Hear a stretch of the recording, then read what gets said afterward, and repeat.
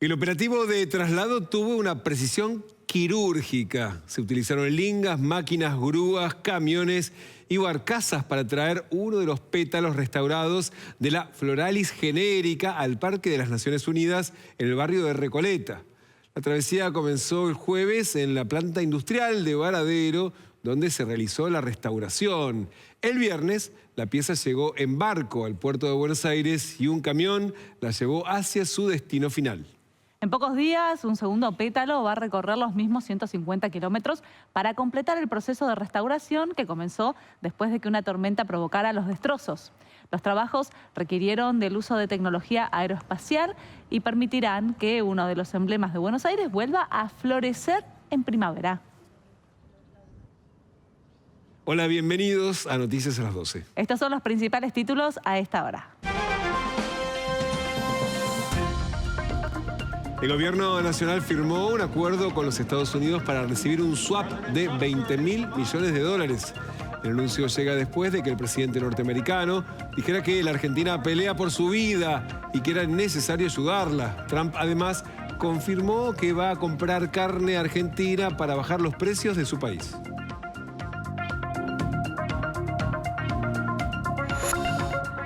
Un robo de película. Encontraron una de las joyas que habían sido robadas durante el fin de semana en el Museo del Louvre en París. Se trata de una pieza del siglo XIX que pertenecía a la esposa de Napoleón III, compuesta por 1.354 diamantes y 56 esmeraldas. El resto de las piezas y el paradero de los ladrones todavía es un misterio.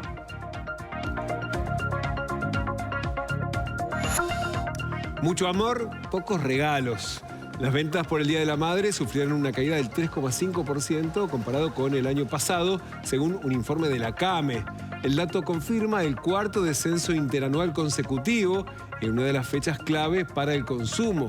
El ticket promedio de regalo apenas superó los 37.000 pesos y pese a las promociones, las ventas no lograron repuntar.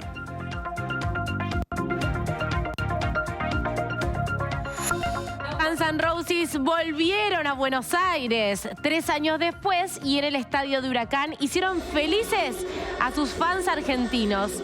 5 minutos antes de que comience del horario pautado para el show es que subieron al escenario e hicieron un homenaje a Ozzy Osbourne. Subcampeones del mundo, la selección argentina sub-20 perdió con Marruecos 2-0 y se quedó con el segundo puesto del mundial de la categoría. Los chicos dirigidos por Placente llegaron a la final después de 18 años y dejaron una buena imagen pese a la derrota en el último partido. El arquero argentino fue elegido como el mejor del mundial y el volante de Boca, Milton Delgado, se quedó con el balón de bronce.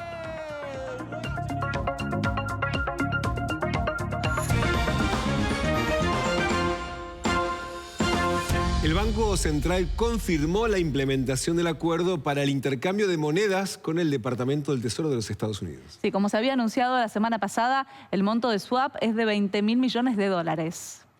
Desde el Banco Central afirmaron que el objetivo de este acuerdo es contribuir a la estabilidad macroeconómica de la Argentina, con especial énfasis en preservar la estabilidad de precios y promover un crecimiento económico sostenible. Según la información oficial, esta medida, que ya había sido anticipada por Scott Bessent, le va a permitir al Central fortalecer la liquidez de las reservas internacionales. Horas antes de este anuncio, el presidente Donald Trump había vuelto a comprometer su ayuda para la Argentina. Ante la pregunta de una periodista sobre los paquetes de asistencia para nuestro país, dijo que podría permitir la importación de más carne proveniente de la Argentina. Dijo que eso no solo colaboraría con el gobierno de Javier Milei, sino también contribuiría a bajar el precio de la carne en los Estados Unidos. En la respuesta, Trump hizo una llamativa descripción de la situación económica de la Argentina. The only price we have that's high is beef, and we'll get that down. And one of the things we're thinking about doing is beef from Argentina. But my question is, what do you have to say to U.S. farmers who feel that the deal is benefiting Argentina more than it is them, they are Argentina's fighting for its life, young lady. You don't know anything about it. They're fighting for their life. Nothing's benefiting Argentina. They're fighting for their life. You understand what that means? They have no money, they have no anything. They're fighting so hard to survive. If I can help them survive in a free world, I happen to like the president of Argentina. I think he's trying to do the best he can. but don't make it sound like they're doing great. They are dying, all right? They're dying. What do you mean by a beef deal, sir? We would buy some beef from Argentina. If we do that, that will bring our beef prices down. Because our groceries are down, our energy prices are down. I think we're going to have $2 gasoline pretty soon. We're getting close. And everything's down. The one thing that's kept up is beef. And if we buy some beef, now I'm not talking about that much from Argentina, it would help Argentina, which we consider a very good country, a very good ally in a place. Although I must tell you, if you take a look now, South America is turning. Those South American countries are starting to turn very much toward us. They're getting away from socialism, and you can go right down the pack. But they are starting to turn. It's pretty amazing. El aumento de la exportación de carne a Estados Unidos podría provocar en nuestro país el efecto contrario al que se pretende para el mercado interno estadounidense. Desde el Instituto de Promoción de la Carne Vacuna Argentina vienen advirtiendo que, en parte por la falta de oferta de Hacienda, el valor de la carne va a seguir subiendo. Y si se exporta más volumen, podría haber aún menos producto para abastecer al mercado doméstico y, por lo tanto, un aumento adicional del valor de la Hacienda, que durante septiembre aumentó un 1,8%.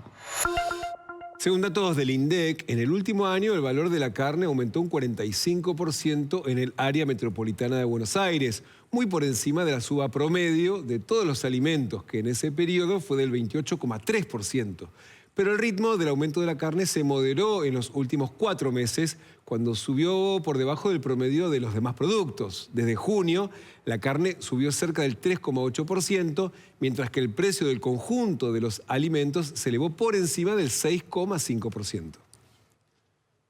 Y ahora surgen varias preguntas, por ejemplo, ¿cuáles son las posibilidades reales que tiene la Argentina de aumentar las exportaciones de carnes a los Estados Unidos y cómo podría impactar eventualmente en el mercado local? Sí, para hablar de estos temas ya podemos saludar a Víctor Tonelli, que es consultor ganadero. Víctor, buenas tardes, gracias por esta comunicación. ¿Qué tal? Buenas tardes, un placer. Bueno, dejábamos recién una primera pregunta. ¿Qué posibilidades reales hay de que se cumpla esto que decía Trump, que habilitaría una importación mayor de carne argentina? Bueno, a ver, Argentina está exportando hoy alrededor de 35 a 37 mil toneladas anuales peso producto contra un total de 600.000. Es decir, Estados Unidos representa hoy, para poner un número, 6% del total de exportaciones. Lo que propone en realidad el acuerdo eventual que se estaría por confirmar, todavía es trascendidos, es que lo que Estados Unidos haría es darle una cuota libre de arancel o con arancel mínimo respecto de lo que hoy tiene Argentina. Hoy Argentina tiene 20.000 toneladas con el arancel mínimo del 10%, y el kilo que sigue paga el 36,4%. Y el beneficio vendría porque cada tonelada adicional de cuota al 10% que reemplace a la que hoy paga el 36,4%, sí sería un beneficio que claramente impactaría positivamente en el ánimo y el estímulo de los exportadores y de los ganaderos. Ahora, la verdad que estamos hablando de un total imaginable, con trascendidos, que podrían ser 20, 30, 40 mil toneladas adicionales libres de cuota o adicionales a la cuota que ya tenemos con bajo arancel, que la verdad que cuando uno lo pone en el total del valor de las exportaciones o en el impacto del valor de la carne que se genera en la Argentina, no va a mover la aguja ni para el mercado interno ni para las exportaciones. A mí me parece que es más un mensaje, una señal, un estímulo positivo desde todo punto de vista que un efecto que impacte en el bolsillo del consumidor o en el beneficio del exportador. Ahora te quiero preguntar, Víctor, en relación a la calidad o al tipo de carne, porque parecería, ¿no?, cuando uno escucha esto, que la relación es, bueno, se va a aumentar la exportación de carne, se vacían acá los mostradores, la oferta, todo va a ir a Estados Unidos. Es que no se va a aumentar el volumen. Lo que va a haber es transferencia de algo que hoy exportamos a China, que es una carne bastante similar a la que se exporta a Estados Unidos, y lo que vamos a hacer es exportar menos a China, exportar más a Estados Unidos, un volumen más o menos parecidos, a un mayor valor. Pero no va a haber incremento de exportaciones porque de hecho se exporta todo lo disponible, se exporta alrededor del 30% de lo que se produce, no mucho más.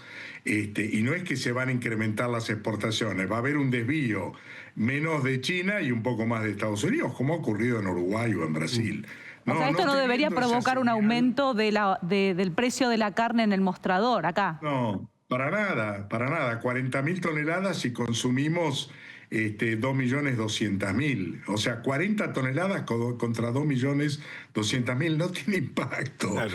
Y 75% de lo que se exporta a Estados Unidos es lo que se llama carne magra con destino industria. Es carne que ellos importan para mezclar con su carne gorda, digamos, para hacer hamburguesas con un tenor del 22-25% de grasa. Importan con 10-15% de grasa, mezclan y hacen un buen número, pero 75% ni siquiera es carne que se consume acá. O se consumiría con destino hamburguesa o carne picada. No, la verdad es que no estoy viendo impacto en el bolsillo, en la micro, llamémosle así. Sí, por supuesto, insisto, sería una buena señal, sin duda estimularía a generar animales más pesados con destino a exportación y eso de alguna manera podría generar más kilos faenados por animal, que es un círculo virtuoso, pero no estoy viendo impacto ni en el mercado interno ni en el número de la exportación. Claro, por lo tanto tampoco demasiado en el impacto del mercado doméstico estadounidense, como planteaba Trump, para que baje el precio, porque la cantidad es tan baja que de ninguna manera podría llegar a afectar en algo. Estados Unidos, para que tengan una idea, consume alrededor de 10.000 millones de toneladas, 10.000 millones de toneladas, 40, 50, 60, no mueve la aguja. Yo creo que son mensajes, son buenos estímulos, pero no generan impacto ni allá ni acá. Y en relación, vos hacías mención a que se produciría un desvío de lo que es la carne que la Argentina envía a China y en ese caso hacia Estados Unidos. ¿Pensás que esta decisión también podría ir por ese lado que Trump quiere sacar a China de esta zona y de Argentina? No, porque China importa 3.800.000 toneladas. Nosotros podríamos dejarle de exportar 40 o 50.000 y Brasil se las completa en un mes y nosotros en un año. No. A ver, para que tengan una idea, Estados Unidos le aplicó un arancel adicional a Brasil del 50%. Brasil se dio media vuelta y las 50.000 toneladas mensuales que le mandaba a Estados Unidos se las manda a China, que lo absorbió sin mayor problema ni cambio de valores.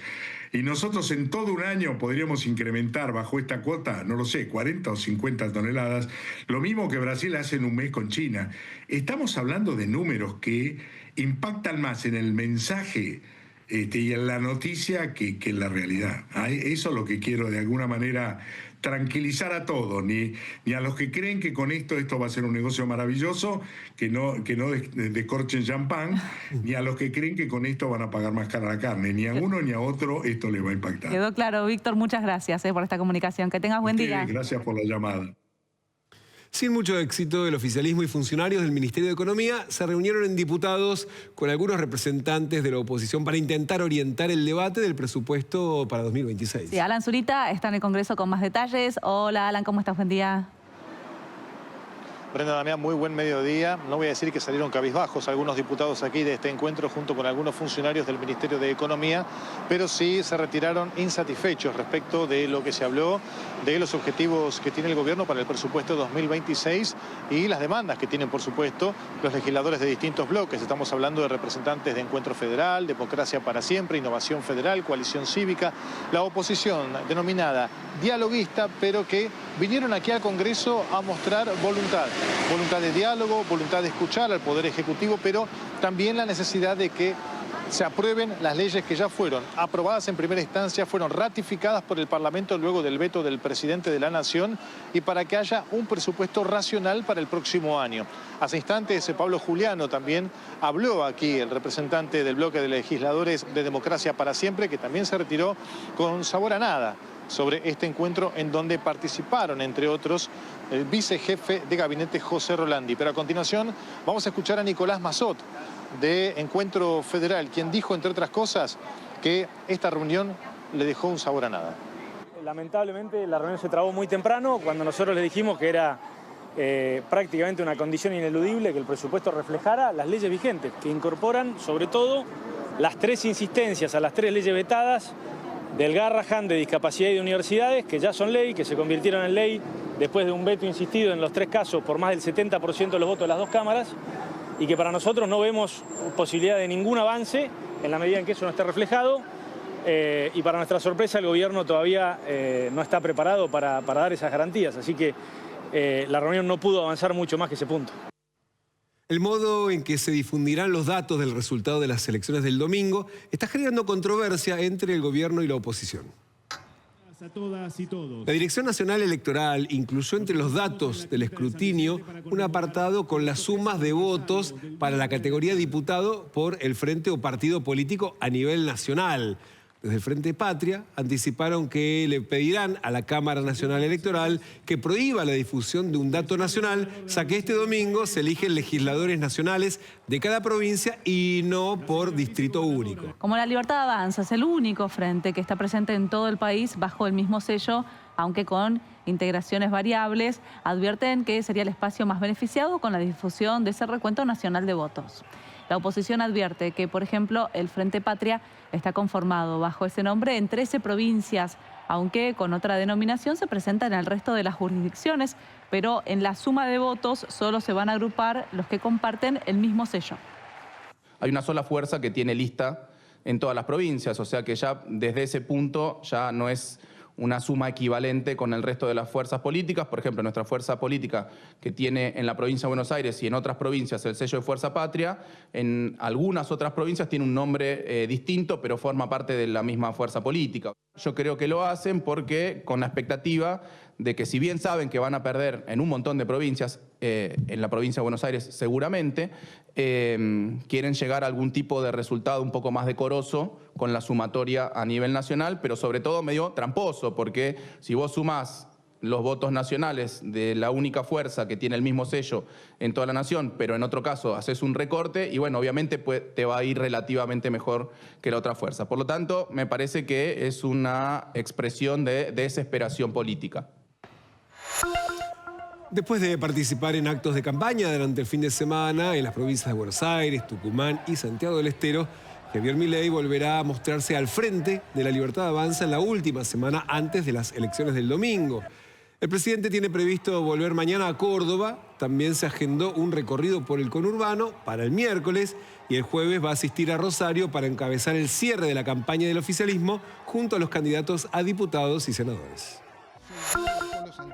Diego Santilli, el candidato a diputado nacional por La Libertad Avanza, se diferenció de los dichos de su compañera de lista Karen Reichart, que había señalado que votar al kirchnerismo en la provincia de Buenos Aires era una enfermedad mental.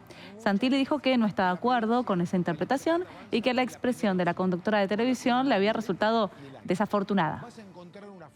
Está recorriendo mucho, está poniendo el cuerpo, me acompaña, bien, hace un gran trabajo. Una frase que vos criticaste. Corregiste. Sí, muy fea, diciendo que los que no votaban al gobierno eran enfermos mentales. Más allá de eso, a mí me pareció una frase desafortunada y que no la comparto, pero uno tiene que ser sincero en esto. Porque, a ver, el presidente dijo, no somos una manada, dijo al principio, ¿no?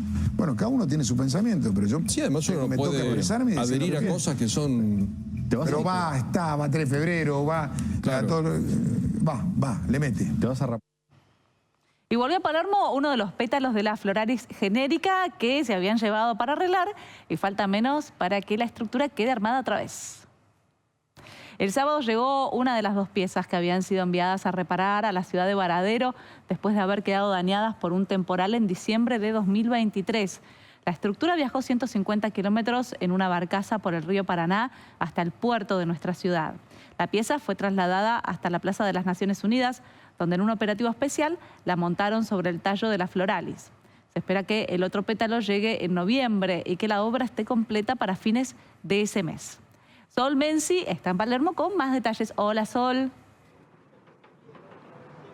¿Cómo estás, Brenda? Muy buenos días. Y me atrevería a decir, si me permiten opinar, que uno de los monumentos más bellos que tiene la ciudad de Buenos Aires y que ahora está un poquito de capa caída, pero muy pronto va a volver a florecer en todo su esplendor, la Floral y Genérica, que fue donada por Eduardo Catalano, el arquitecto, en el año 2002 y que desde ese momento es uno de los lugares más fotografiados por los turistas de la ciudad de Buenos Aires. Cecilia, contame de qué trata esta reparación para que la flor vuelva a ser como siempre la conocimos. ¿Cómo estás? ¿Cómo estás? Bueno, ayer instalamos uno de los 2 pétalos que estuvieron en reparación este último tiempo. No sé si recuerdan que fueron dañados en el temporal de diciembre de 2023.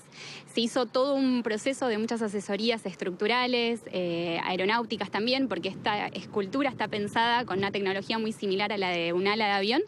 Así que se repararon 2 de los pétalos que fueron dañados, se repararon en un taller en Varadero. Ayer se instaló uno de esos 2 y ahora a mediados de noviembre se va a instalar el segundo que falta. Contanos por qué tuvo que ser traída en el río. O sea, no se puede traer con un camión nada más, porque hay que tener en cuenta que cada uno de estos pétalos pesa más o menos 3,5 toneladas, ¿es así? Exacto, pesan 3.500 kilos y si bien cada pétalo tiene medidas distintas, más o menos tienen 14 de largo por 6,5 de ancho y el pétalo entero ya reparado obviamente no puede pasar por un montón de puentes, por una serie de carteles, árboles. Eran tantos los obstáculos que había que sortear desde el taller, desde Varadero hasta acá, que se decidió por eso traerlo vía fluvial. Así que llegó en barcaza hasta el puerto de Buenos Aires, desde el puerto vino hacia acá en un carretón y con una grúa, y bueno, se terminó de instalar con un sistema de grúas. ¿De qué material está hecha la flor? Es de acero inoxidable.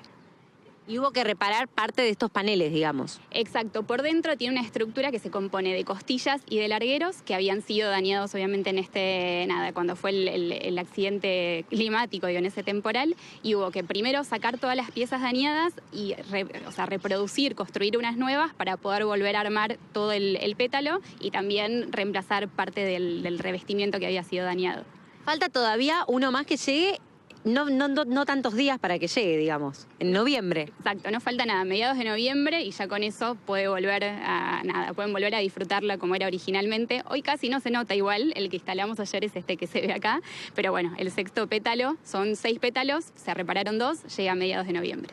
Muchísimas gracias, Cecilia. Bueno, chicos, falta muy poquito para que la flor esté en todo su esplendor, pero igualmente los turistas les tengo que decir que es impresionante la cantidad de fotos que se sacan en este lugar. Es junto con el obelisco uno de los monumentos más fotografiados de la ciudad de Buenos Aires y me atrevo a decir también que en uno de los sectores más lindos en el medio del verde, así que es un gran plan. Si todavía no viniste, venir a conocerlo, disfrutar del sol, de un poquito de viento también y sacarte también tu foto con la Floral y Genérica de la ciudad de Buenos Aires. Gracias, Sol.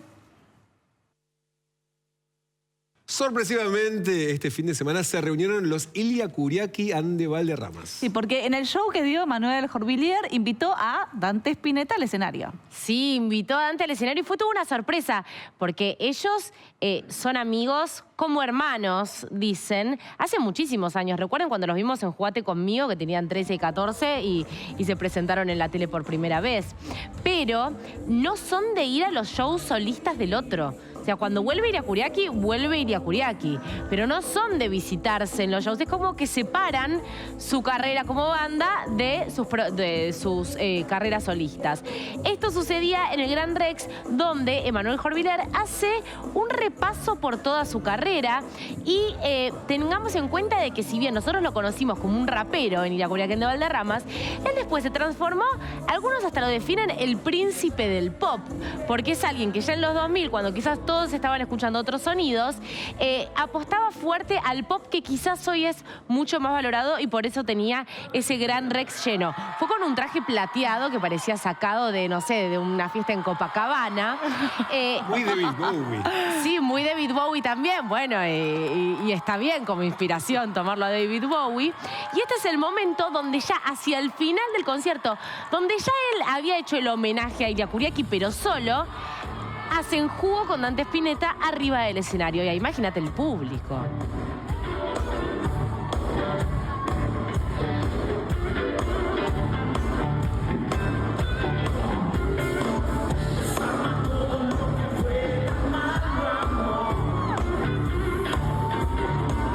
Esas canciones que escuchamos hace más de 30 años y seguimos disfrutando.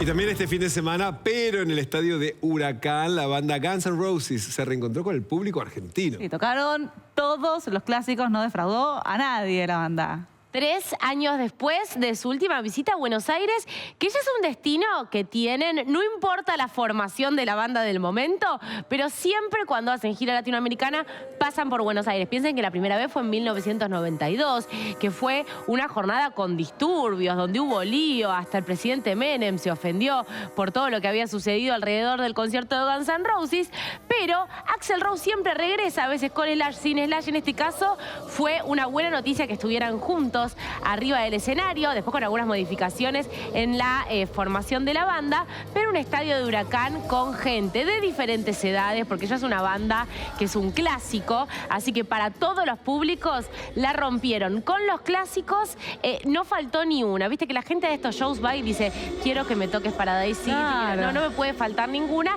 y estuvieron todos los clásicos, estuvieron muy contentos, hasta salieron antes del horario pautado al escenario, así que la pasaron muy bien, hicieron felices en el estadio de Huracán. Tal es así que yo tengo una amiga que fue el primer show y quería ir al día siguiente, a ver si conseguía para el día siguiente. Y sí, porque estuvo muy bien. 3 horas de show, bien. ¿Se disfrutó? 3 horas de pogo, ¿viste lo que era ese pogo? Pogo de todas las edades. De todas las edades. Bueno, hacemos una pausa escuchando un poquito de Guns. Por supuesto, ya venimos. Rodrigo Paz será el nuevo presidente de Bolivia. El candidato del Partido Demócrata Cristiano venció en segunda vuelta al liberal Jorge Tuto Quiroga. Sí, Paz va a asumir el 8 de noviembre y con su mandato pone fin a 20 años de gobiernos del MAS. Es el partido liderado por Luis Arce y Evo Morales. Los resultados preliminares muestran una victoria de Rodrigo Paz. El ganador se llevó el 54,6% de los votos, mientras que el segundo candidato alcanzó el 45,4%. La participación estimada fue de entre el 85 y 89%. Paz nació en Santiago de Compostela, España, durante el exilio político de su padre, el expresidente Jaime Paz Zamora. Tiene 58 años, estudió economía y política internacional y se lo considera un moderado con un perfil centrista o socialdemócrata cercano a la derecha. Basó su campaña en el lema de capitalismo para todos. En el discurso que ofreció después de conocerse el resultado, Paz dijo que Bolivia debe volver a abrirse al mundo y afirmó que Dios, la familia y la patria son la base de todo su compromiso. Y hoy día, desde la victoria, extendemos la mano para gobernar con todos los hombres y mujeres que quieran a la patria. Este no es un problema ideológico porque sabemos los bolivianos que la ideología no da de comer. Lo que da de comer es el derecho al trabajo, lo que da de comer es instituciones fuertes, lo que da de comer es seguridad jurídica, el respeto a la propiedad privada, lo que da de comer es tener certidumbre en tu futuro. Al conocerse la victoria, Javier Milei felicitó a Rodrigo Paz Pereira a través de X. También destacó al pueblo de Bolivia por su deseo de renovación. Milei calificó la jornada electoral como histórica y dijo que era el fin de 20 años del fracasado modelo del socialismo del siglo XXI. Para Milei, Bolivia va a ingresar nuevamente al mundo libre con un rumbo orientado a la apertura económica, al combate a la corrupción y a la inseguridad y al fin de la era del despilfarro del Estado. También Patricia Bullrich felicitó al ganador y reveló que hubo conversaciones con integrantes del posible gabinete entrante donde han manifestado que estarían dispuestos a terminar el acuerdo con Irán. La propuesta de Paz es el gradualismo. El presidente electo mantiene una base heterogénea de apoyos, pero los especialistas advierten que deberá encabezar muchas negociaciones en el Parlamento y con distintos sectores de la sociedad para garantizar su gobernabilidad. Entonces hay un escenario que se torna, digamos, no es o blanco o negro, sino ahí dentro hay elementos, digamos, del partido político todavía dominante hoy día. Y en la calle hay organizaciones sociales que en Bolivia se destaca mucho por la fuerza de movilización que tienen los movimientos sociales, y esos movimientos sociales en estas últimas semanas han renovado sus directivas, es decir, sus cabezas principales se han cambiado, y esos líderes que ahora mismo son nuevos en esos movimientos sociales, obviamente irán con una agenda propia y una agenda que intentará marcar independencia frente a cualquier otro gobierno, porque hasta ahora el señalamiento más fuerte que se le ha hecho a las organizaciones sociales es que han estado vendidas al movimiento al socialismo, al partido de gobierno. Entonces, ahora mismo esas organizaciones marcarán pues una distancia y eso también complejizará el escenario. Autopistas Urbanas administra más de 50 kilómetros de traza, 9 autopistas, más de 700 cámaras y un centro de monitoreo propio. Sí, y cuando hay un accidente o un siniestro, la asistencia de AUSA llega en un promedio de entre 7 y 9 minutos. AUSA tiene bajo concesión la autopista Lugones, Cantilo, Ilia, 25 de Mayo, Perito Moreno, Paseo del Bajo, 9 de Julio Sur, Telepiane y Cámpora. Gracias a sus 5 bases de seguridad vial y los 17 móviles, el tiempo de respuesta es menor a los 10 minutos. Para 2026, ya todas las autopistas van a ser inteligentes con peajes sin barreras con cobro automático. Esto representa un ahorro de tiempo, sin esperas ni congestiones, mayor seguridad vial y reducción del siniestro en la zona del peaje. Esta mañana estuvimos en el centro de monitoreo de AUSA en Parque Avellaneda y el jefe de seguridad vial nos dio más detalles del nivel de seguridad que hay en estas autopistas. El nivel de seguridad vial de acá de Argentina, de AUSA particularmente, es muy bueno. Se atienden aproximadamente 200 servicios por día. Estos 200 servicios, todo lo que pasa en la traza, entran directamente al canal exclusivo que es el asterisco 287 y el usuario habla con un operador y el operador le brinda servicio, asistencia y le envía los móviles automáticamente al lugar. Para que tengas una idea, el promedio de servicio de tiempo de arribo es de 7 minutos para accidente y para lo que es un servicio normal, un acarreo, es de 8 minutos aproximadamente. Por cuarto año consecutivo, el Río de la Plata figura en un informe de la Organización Meteorológica Mundial por fuerte riesgo de sequía. Sí, según este informe, es uno de los cursos de agua con el caudal más comprometido de América del Sur. El documento indica que hay indicadores por debajo o muy por debajo de lo normal en cuanto a las entradas de agua a los embalses, sobre todo en los cursos de agua del sur de Brasil. Y para conocer más detalles sobre este informe estamos en comunicación con Juan Borús, que es investigador asociado del Instituto Nacional del Agua. Hola Juan, ¿cómo estás? ¿Qué tal? ¿Cómo estás? Muy bien, un gusto. Bueno, para entender un poquito este informe, ¿no? Que da cuenta, por lo menos llama la atención en cuanto a la cantidad de agua que hay en el cauce del Río de la Plata. ¿Qué significa esto que está en riesgo, si se quiere? Hay que entender que todo este episodio, este escenario que vivimos, en realidad empezó a fines del 2019. Ya en el último bimestre del 2019 ya había señales de sequía dominante y bajadas asociadas de todos los cursos de agua en el continente sudamericano completo. Es decir, un escenario bastante llamativo, muy importante en ese momento, y todo lo que siguió, 2020, 2021 y 2022 especialmente, marcó una bajante histórica en los grandes ríos, especialmente en el río Paraná, no solamente por la magnitud de la bajante, sino por la persistencia, es decir, la gran longitud. En todo ese tiempo estuvimos muy codo a codo con el Servicio Meteorológico Nacional, que seguíamos mes a mes y más que eso, diariamente en realidad. Y una conclusión a la que uno llega es que el escenario que estamos viviendo es, de alguna manera, una muestra de la variabilidad climática regional tan fuerte que tenemos, que ha tenido varias manifestaciones, pero fundamentalmente se puede considerar, y yo así como hidrólogo lo considero, la manifestación más evidente de ese cambio climático al que tanto nos referimos, ¿no? Concretamente, significa que tenemos un horizonte de prospección, de análisis del clima bastante acotado. Hoy por hoy tenemos la visión de lo que puede ser el último trimestre del año completo, lo que va de octubre, noviembre y diciembre, pero ya pensar en el verano, por ejemplo, ya es un desafío. ¿Por qué razón? Porque la variabilidad climática es fuerte y no es lo que estamos acostumbrados. Un ejemplo muy claro, muy evidente. Estamos teniendo una crecida en el río Bermejo, que a esta altura del año, décadas atrás o años atrás, cuando la estacionalidad estaba bien definida en toda nuestra región, no sería dable esperar tener en octubre una crecida del Bermejo, y sin embargo estamos teniendo una crecida ahora.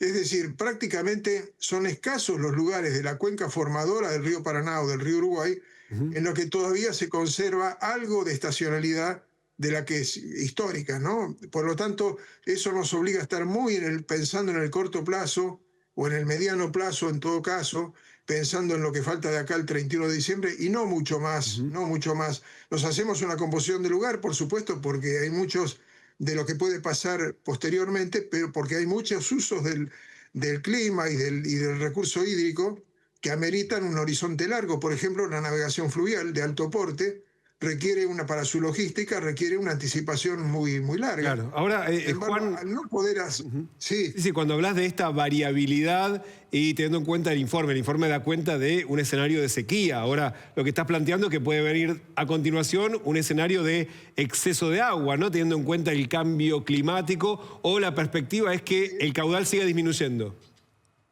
En definitiva, lo más probable es que, como dice el informe claramente, haya una continuidad de esta situación, de este escenario. Lo que tenemos por delante, por lo menos para la cuenca formadora del Paraná, una perspectiva eventualmente de lluvias de normales a inferiores a las normales, con gran variabilidad seguramente, y por eso digo, hay que estar muy cerca del corto plazo, del mediano plazo para seguirlo, pero en definitiva el escenario más probable se aleja de lo que sería un escenario húmedo en principio, ¿no? Quedan las grandes, para mi manera de ver y desde mi óptica, queda la duda con respecto a la llanura pampeana, por ejemplo, que es donde está la mayor aflicción, la mayor preocupación, porque obviamente es una zona productiva argentina de primera importancia, y el escenario que está viviendo no es el ideal, y sería bueno que allí las lluvias fueran frecuentes pero acotadas, sumamente acotadas, de tal manera de que no se constituya un escenario húmedo extremo que complique las cosas. Juan, ¿ya se puede ver algún efecto en la flora y fauna, digo, en el ecosistema del Río de la Plata, o esto se vería más a futuro? En principio, y siguiendo los lineamientos de los organismos nacionales, provinciales y regionales también, que van siguiendo el problema de la fauna, especialmente la fauna íctica, está claro que esta situación no es la mejor. Ha habido un impacto, sin ninguna duda, pero un impacto en distinta escala. En el 2020, 2021 y especialmente en enero del 22, por ejemplo, los pescadores artesanales en todo el tramo argentino del Paraná y en el norte correntino, por ejemplo, sufrieron este efecto, sin ninguna duda, y seguramente todos aquellos que viven, que tienen una subsistencia con respecto a la fauna íctica, tienen una dependencia muy grande, y es un problema. También el tema por otro lado, el de las tomas de agua urbanas, que si bien con lo que pasó en 2020 se tomó nota, se hicieron lecciones aprendidas, pero en definitiva no es lo mejor que tengamos aguas tan bajas y que la captación de agua fluvial sea desde tan abajo, ¿no?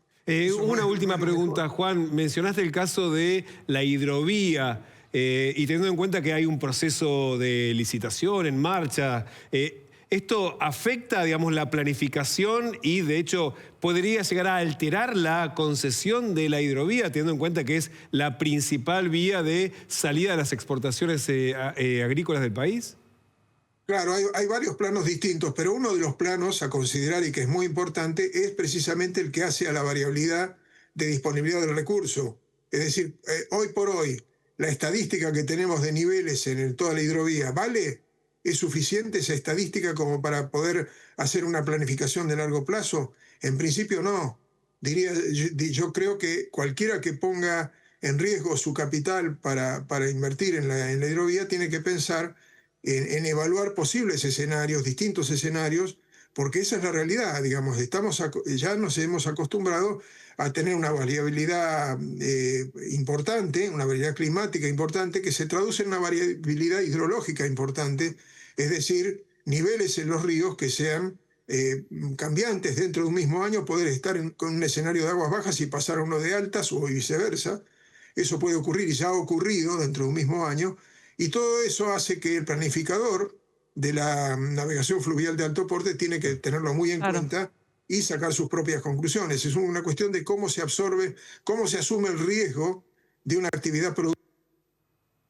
Bueno, estábamos. Juan, no sé si nos escuchás.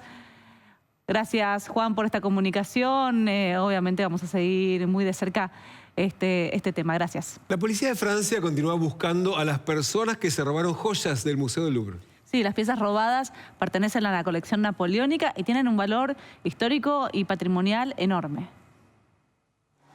Más de 60 investigadores policiales buscan pistas de los ladrones. El robo ocurrió ayer por la mañana cuando el museo ya estaba abierto al público.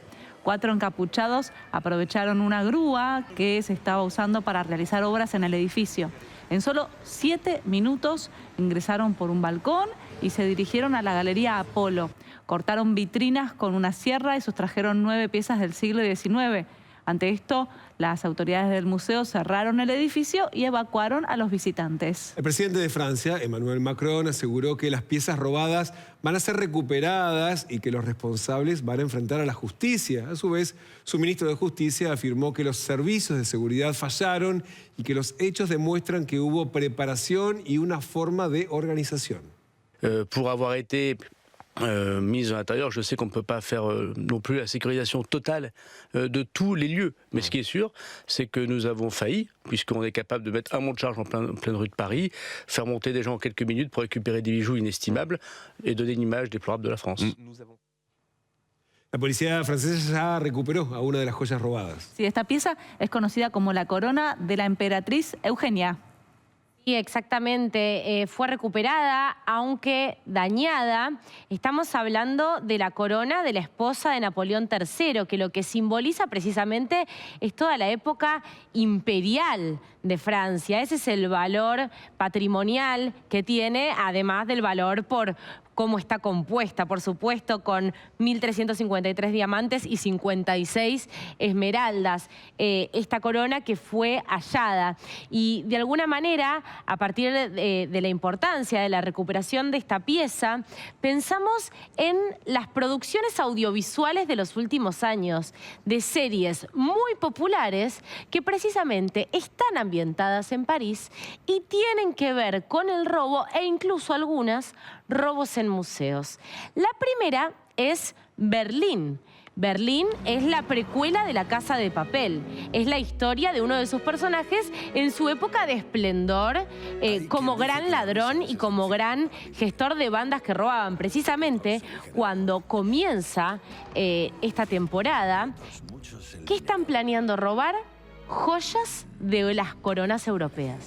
De eso se trata esta serie. Este es el disparador de este spin-off de La Casa de Papel que pueden ver en la plataforma Netflix. Y en la misma plataforma hay otra serie que tiene 3 partes, las primeras 2 con 5 capítulos y la segunda con 7, que es Lupin o Lupin, como lo quieran pronunciar en argentino o en francés, que también tiene que ver con la historia de un robo, y el disparador es un robo muy importante, en el Museo del Louvre, precisamente, ahí en Francia. En realidad es la historia de una venganza, porque al padre del protagonista lo habían metido preso por un robo que no había cometido. Y en venganza el hijo decide tener una misión muy especial como ladrón también de guante blanco.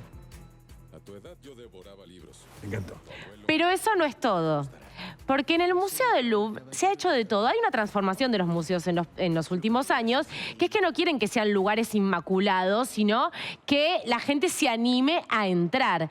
Y entonces le abren las puertas a artistas de otras disciplinas y mucho más populares, en algunos casos inimaginables, para que hagan sus piezas. En este caso, lo que vamos a recordar es el videoclip adentro de ese museo del artista Beyoncé, que ya tiene algunos años, pero le prestaron este gran museo para filmar su videoclip.